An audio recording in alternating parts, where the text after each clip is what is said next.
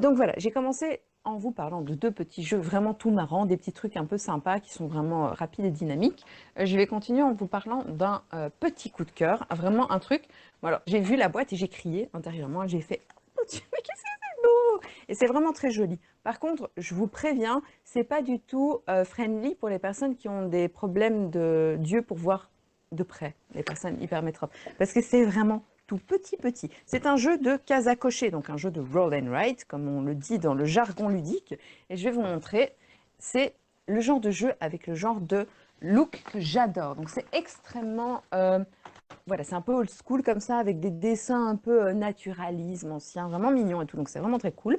J'aime beaucoup. Et en fait, l'idée, c'est que au fur et à mesure, on va lancer 2 dés. Donc je lance 2 dés qui vont me donner un résultat. Donc par exemple, ici, c'est 2 sur 4. Ça veut dire que je vais devoir entourer. Alors moi, j'écris en jaune parce que évidemment, j'aime bien troller les gens. Mais sinon, voilà, là, c'est bien écrit. En bleu, je vais vous montrer en caméra zoom.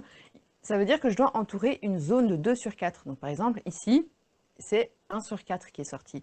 Et quand j'ai entouré ma zone, je choisis un des petits symboles que j'ai entouré et je décide de scorer dessus. Par exemple, regardez, là, les arbres. J'ai entouré un papillon, 2 arbres et une abeille.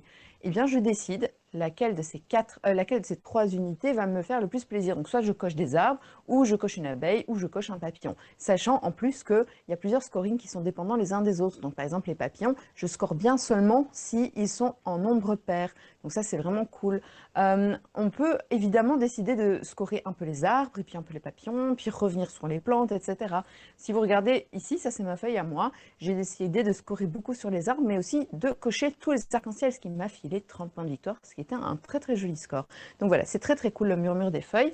Et alors je vous ai montré la page de base, mais en fait, je vais vous montrer aussi qu'il y a une feuille hiver, donc ça c'est bien, parce que ce sont également des scorings différents, donc ça c'est très chouette, parce que ça permet d'avoir une rejouabilité. Alors je vous montre hiver, mais on a également automne, très charmant, avec des petits pommes de pin et des petits écureuils qui les collectent.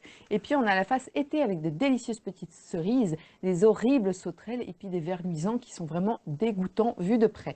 Mais chaque fois, des scorings différents, des manières de gagner des points donc, qui sont différentes, toujours partant sur cette base. Je lance 2 dés et en fonction du résultat, je dois dessiner là un carré de 2 sur 2, là une suite de 1 sur 3. Et donc c'est vraiment hyper addictif, j'ai trouvé ça très chouette, très zen, très beau, très agréable à jouer.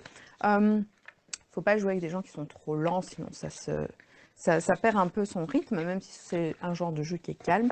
Mais voilà, c'est très dans son coin aussi. Donc c'est un genre de jeu qu'on peut jouer tout seul. Ça se joue pourtant à partir de 2, obligatoirement. Alors que fondamentalement, on pourrait jouer à ouais, même tout seul indifféremment, je pense.